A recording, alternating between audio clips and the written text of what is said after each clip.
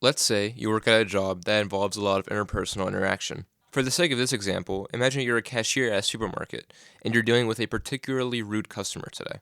The customer is demanding a discount that doesn't exist and is belittling you in the process. You eventually hand off the confrontation to a more experienced coworker who stepped in to help resolve the conflict. After a couple more minutes of back and forth, the two reluctantly come to an agreement, and the customer gets their things and leaves.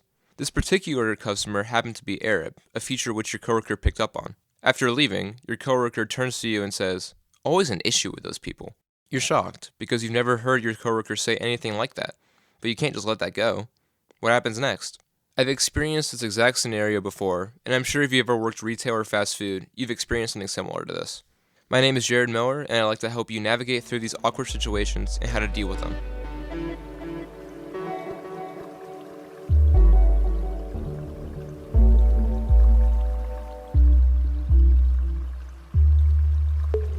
If you've worked in any capacity the past 10 or so years, there's no doubt the phrase diversity has come up at some point. Whether it be during orientation or at a team meeting, corporations have poured a lot of resources into promoting diversity within their company. But do these talks and posters advertising personal change really work? In reality, companies will hire anyone that agrees to their set of rules, whether or not they follow any set of moral code. As we know, discrimination still happens in all forms all around us, even within the workplace. So let's see if these policies have any actual effect. First, we must look at discrimination at both the front lines and in the back rooms. Despite corporate claims to value diversity, their hiring rates speak much louder.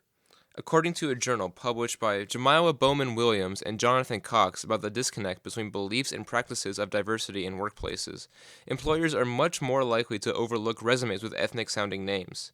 As well as this, people of color with no criminal background are less likely to be hired than white people just out of prison. Of course, discrimination doesn't just end at the hiring process.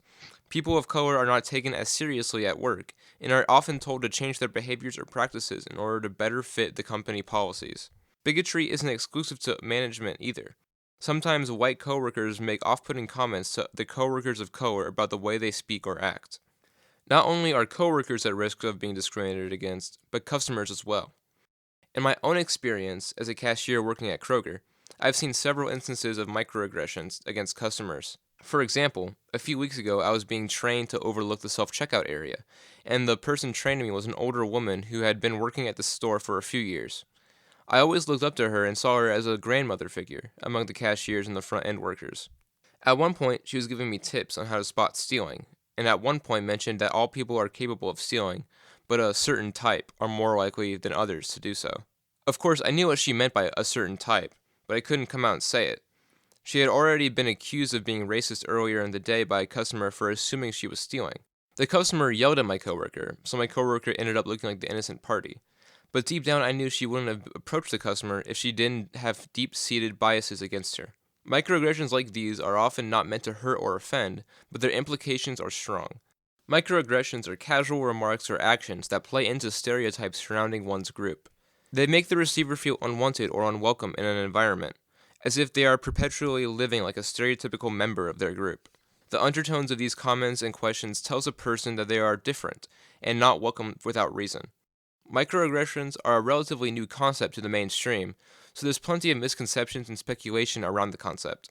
Microaggressions are sometimes seen as insignificant or unworthy of discussion, but in reality their impacts are very real.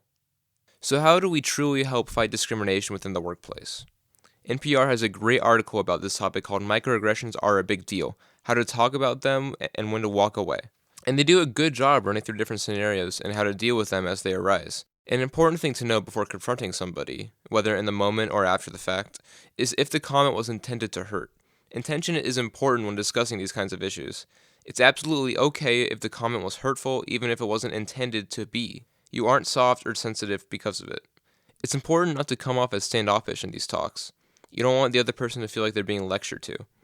People learn better from one-on-one talks rather than long monologues. Be direct but also amicable. Let them know that they said something hurtful, but be understanding and forgiving. Oftentimes, microaggressions are said due to socialization and are imprinted in the person's subconscious. Undoing decades of implicit biases aren't done in a day. Finally, if you're comfortable, have an open discussion with your coworkers and friends. Talk about your lived experiences and the experiences of others, and how this is an ongoing campaign. If you want to learn more, I've added my bibliography and more resources in the description. Thank you for listening.